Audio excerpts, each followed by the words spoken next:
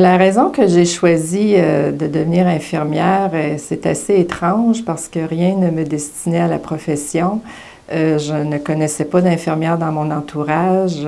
Fait que c'est au secondaire, à la fin de mon secondaire, que la conseillère en orientation que j'ai rencontrée m'a suggéré la profession infirmière, puis elle a fait cette suggestion selon les réponses que j'avais données au questionnaire pour m'aider dans mon choix de carrière.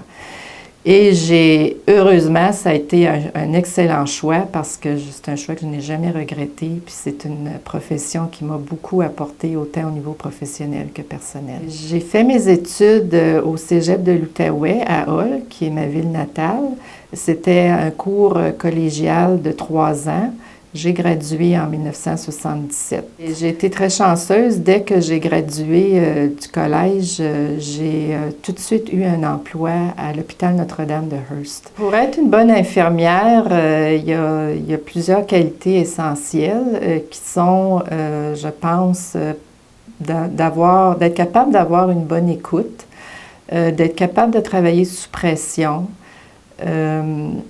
d'être aussi capable de s'adapter facilement, dépendant du domaine où on travaille. Évidemment, il y a des qualités différentes qui sont plus sollicitées.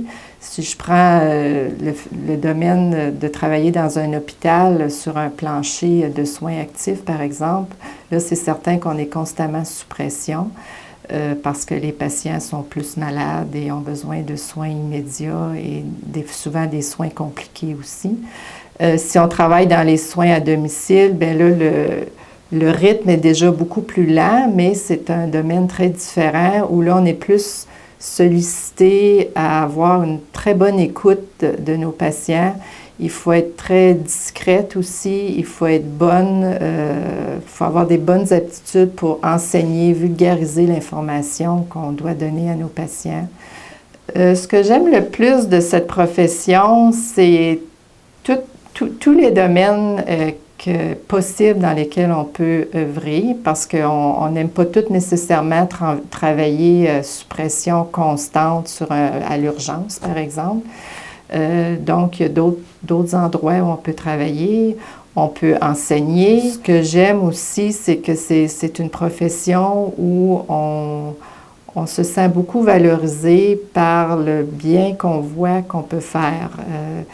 C'est souvent une série de petits succès. Des fois, c'est pas grand-chose, mais c'est d'accompagner aussi les gens dans des moments clés de la vie, comme les naissances, la mort, les maladies graves.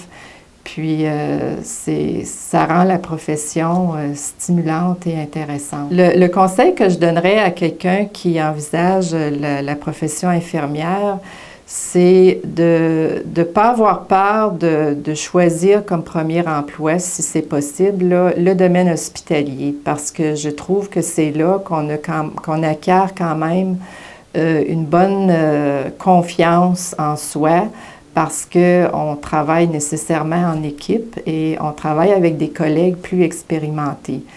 Personnellement, ça m'a beaucoup aidé d'avoir 3 ans d'expérience dans un domaine hospitalier avant de travailler dans les soins à domicile où on est beaucoup plus isolé. L'autre conseil que je donnerais, c'est dès dès la journée que vous décidez d'embarquer dans cette aventure-là, c'est de tout de suite prendre l'habitude, si vous ne l'avez pas déjà, de bien prendre soin de vous-même, parce que c'est une profession très exigeante, tant au niveau physique qu'émotif et psychologique. Et si on n'est pas bien, nous autres-mêmes, physiquement et mentalement, on peut difficilement aider les gens qui ont besoin justement de support à ce niveau-là. Donc, bien prendre soin de soi, ça veut dire faire d'exercice, bien s'alimenter, avoir une vie sociale équilibrée et des loisirs. Fait que ce sont les 2 conseils, je pense, qui pour moi sont importants. Et ce qui est particulier dans le domaine infirmier, quand on donne des soins à domicile, c'est le fait que nous sommes d'une façon invitée chez le patient. C'est pas comme un patient qui est dans un lit à l'hôpital, qui est très vulnérable, qui est vraiment à la merci du personnel qui est là, parce qu'il n'est pas bien, sa situation demande des soins immédiats. Quand on travaille en soins à domicile, il faut être comme plus discrète, il faut accepter les valeurs du patient qui ne sont pas nécessairement les nôtres. Il faut être capable aussi de bien analyser le milieu social du patient parce que le milieu social va beaucoup déterminer la capacité du patient à guérir ou à empêcher qu'il devienne malade ou que sa condition empire.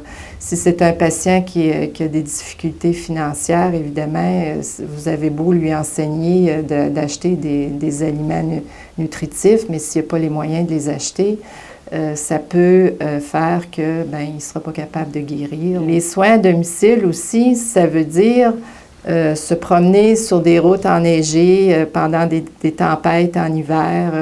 Ça veut dire aller visiter des gens, des fois dans des rangs éloignés en campagne. Ça peut être intimidant, ça peut être parfois insécurisant parce qu'on ne sait pas trop ce qui va nous attendre de l'autre côté de la porte. Mais c'est un domaine extrêmement enrichissant parce que justement, je pense qu'on voit beaucoup plus le patient dans tous ses aspects, là, autant physique que social, contrairement aux soins hospitaliers où on le voit plus du côté physique. J'ai eu la chance de travailler beaucoup en soins à domicile dans une réserve autochtone et je recommanderais à toute infirmière qui a un goût pour le travail communautaire de tenter l'expérience si elle s'offre à elle parce que ça a été extrêmement enrichissant. La population autochtone au Canada grandit de plus en plus. Et il y a énormément de besoins dans cette population et nous, les infirmières, bien, on peut y apporter beaucoup.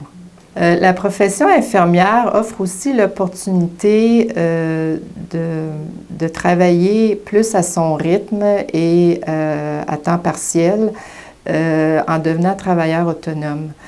C'est un aspect de la profession que je n'avais jamais même pensé qu'il pouvait être possible au début de ma carrière. Mais maintenant que je suis en fin de carrière, j'ai démarré ma propre entreprise pour justement pouvoir faire du travail de consultation ou j'ai même enseigné, par exemple, à des infirmières. Je fais aussi encore des soins aux patients.